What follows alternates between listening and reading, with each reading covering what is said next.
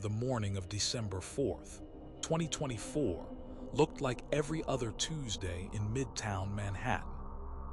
6:44 in the morning, the Hilton Midtown, investors and executives filtering in through the main entrance for the annual UnitedHealthcare Investor Conference, the kind of event that happens in this city hundreds of times a year, unremarkable by design. A man in a gray suit crossed the sidewalk toward the entrance. He had flown in from Minnesota. His name was Brian Thompson, and he was the CEO of the largest health insurance company in the United States. He never made it through the door. A figure in a dark hoodie and a backpack approached from behind. 2 shots. Thompson collapsed on the concrete. The gunman disappeared into Central Park on foot. What happened next defied every expectation of how this country responds to murder. Within hours, millions of people who had never heard Brian Thompson's name were learning it, and a significant number of them were not mourning. They were asking questions, and some of them, in a reaction that troubled even those who shared their grievances, were celebrating. This is the story of that morning, of what it revealed, and of what it refuses to let go. Brian Thompson was 50 years old. He grew up in a small town in Iowa called Jewell, population under 1,000. His trajectory was not inherited. He built it incrementally, the way Midwestern ambition tends to work, quietly, over decades without announcement. He joined UnitedHealthcare in 2004 and spent 20 years climbing to the top. By the time he became CEO, he had a wife, 2 teenage sons, and a career that most people in his industry would describe as exemplary. He was not a villain in the tabloid sense. He was, by most accounts, a steady, competent executive, the kind of man who gives measured answers at investor conferences and coaches his kids' baseball teams and does not make enemies easily. But the institution he led was something else. UnitedHealthcare is not a peripheral player in American life. It is the largest private health insurer in the country, covering roughly 50 million people. Its parent company, UnitedHealth Group, posted over $22 billion in profit in 2023.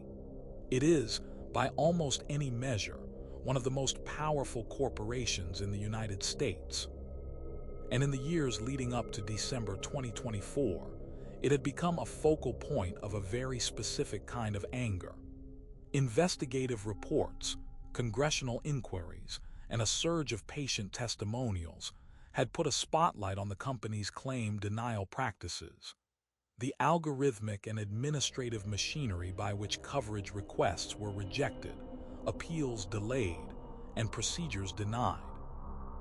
One analysis found UnitedHealthcare denied claims at a rate significantly higher than most of its competitors.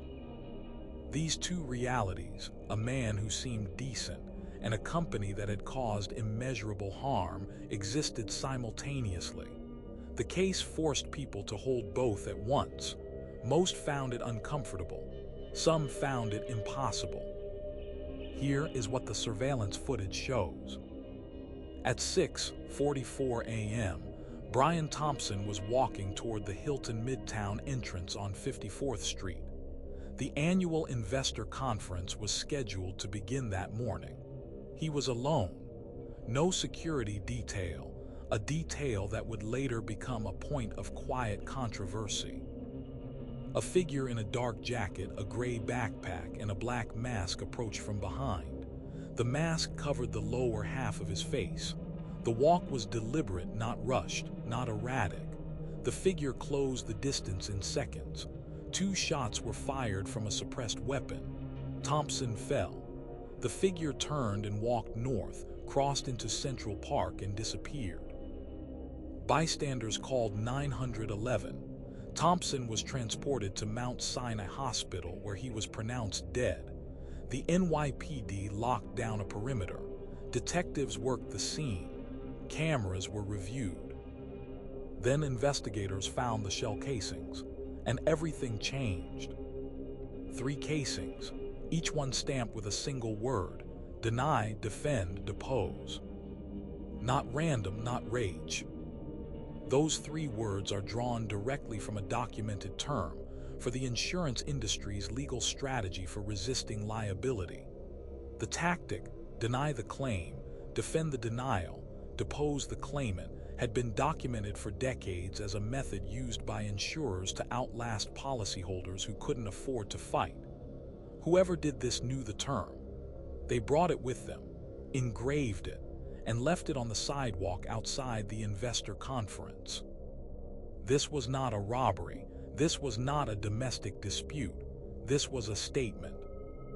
In the hours that followed, a vacuum opened. No identity, no motive confirmed, no arrest. The NYPD released a grainy image from the surveillance footage, a partial face, mostly obscured. The internet got the image before most people had finished their morning coffee. And the reaction was not what anyone expected. The NYPD had almost nothing. No clean facial recognition. The mask had done its job. The backpack, the clothing, the suppressed weapon, all of it pointed to planning, not impulse. Whoever this was, they had been careful. Forensics came back slowly. Tips came in, some useful, most not. For 5 days, the case sat open. Meanwhile, something unprecedented was happening online. The wanted image, grainy, partially obscured, a young man with a jaw that caught the light, had gone viral. But not in the way police hoped. Memes appeared, then fan art, then people posting that they hoped whoever did this wasn't caught. Then people saying it openly with their real names in comment sections attached to news articles. The discourse around this murder was unlike anything American crime coverage had produced before. On December 9th, 5 days after the shooting, a McDonald's in Altoona, Pennsylvania received a call. A civilian had recognized the man sitting in the restaurant. He looked like the face from the news. Police arrived within minutes. The man gave a name. It was a fake ID. Then he gave his real one. Luigi Mangione, 26 years old, from Towson, Maryland. His grandfather had been a prominent real estate developer, one of the wealthiest families in the state. Luigi had attended the Gilman School, one of Baltimore's most elite prep schools, where he graduated as valedictorian. He then went to the University of Pennsylvania, one of the country's most selective institutions, where he earned both a bachelor's and a master's degree in computer and information science, founded the university's first game development club, and graduated in 2020. The cognitive dissonance was immediate and total. This was not the profile anyone had built in their heads over 5 days.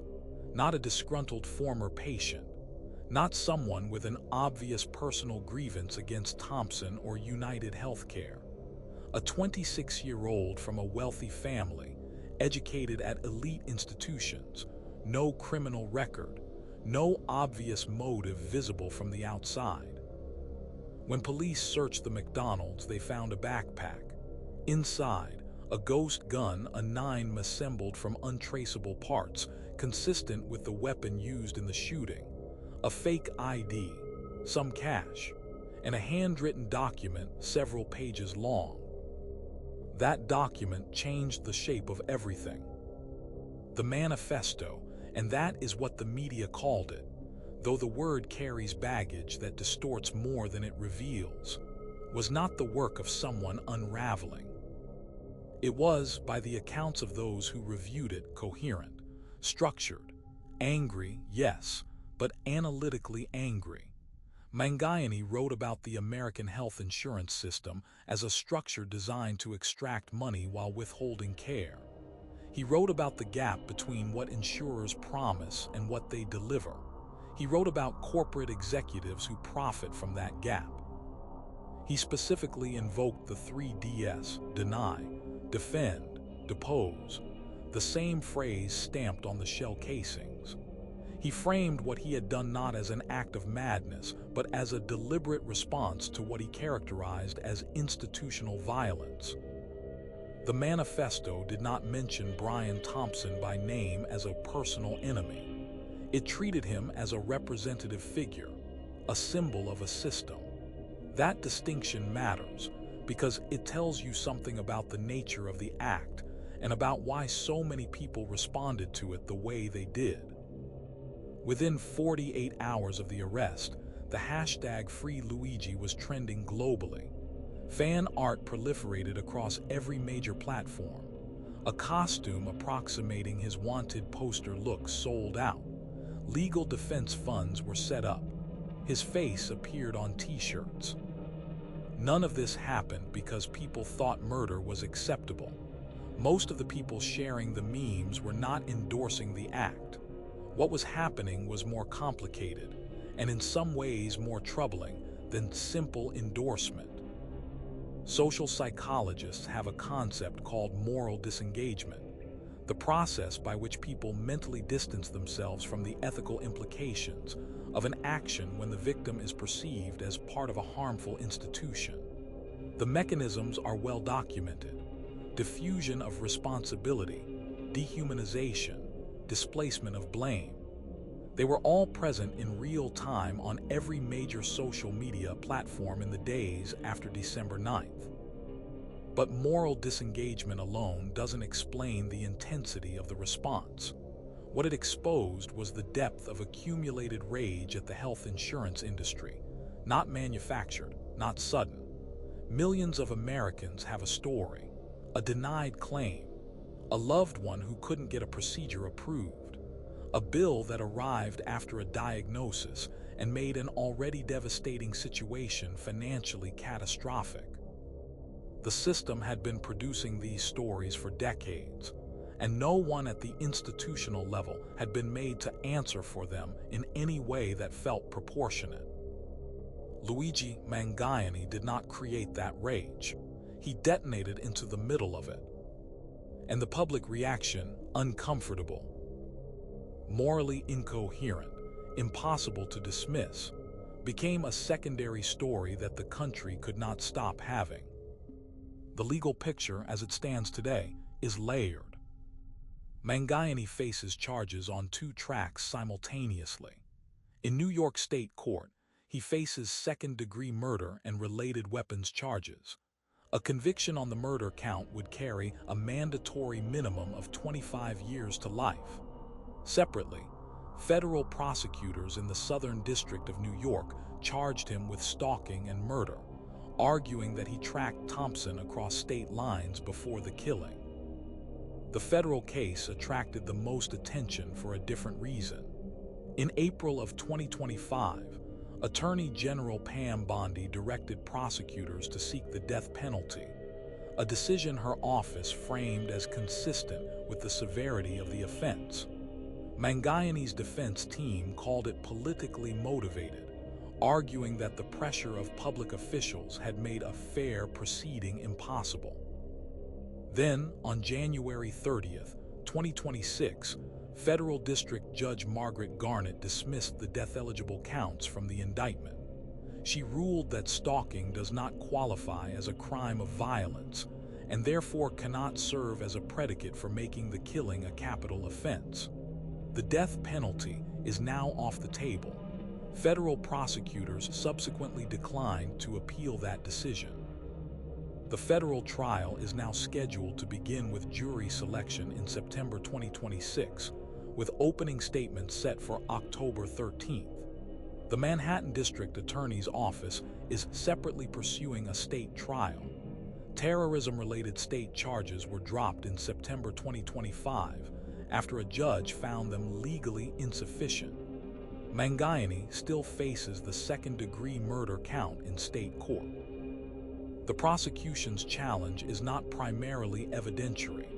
The evidence recovered from Mangione's backpack, the handgun consistent with the murder weapon, the loaded magazine, and the notebook containing writings expressing hostility toward health insurance executives, will be admissible at trial. The case against him, on the facts, is substantial. The challenge is something else, trying to convict a man who has become a symbol. Jury selection in a high-profile, politically charged case is always difficult. This one may be unprecedented in its particular difficulty, because the sympathies in play do not map neatly onto political identity. People across the ideological spectrum have health insurance stories. That makes predicting how 12 people in a room will respond to this defendant genuinely uncertain. A conviction does not end the conversation this case started. An acquittal doesn't either. Whatever the verdict, the underlying conditions remain. There is a version of this story where Luigi Mangione is simply a killer. A man who decided that the frustrations of an unjust system justified ending a human life. Who chose a target not for anything Thompson personally did to him, but for what he represented. Whose act of violence, whatever its stated rationale, produced a widow, 2 fatherless sons, and grief that no manifesto accounts for. That version is accurate. It is not the whole story. Because what December 4th, 2024 revealed more than any investigative report, more than any congressional hearing, more than any think piece about healthcare costs, was the precise depth of a wound that had been accumulating silently for decades. Not manufactured by a case, not conjured by a viral moment, already there, waiting. When millions of people are paying into a system that denies their claims, delays their coverage, and prices them out of care, and when no mechanism exists to make those with power inside that system answer for the consequences, something accumulates. It doesn't always have a face. Sometimes it does.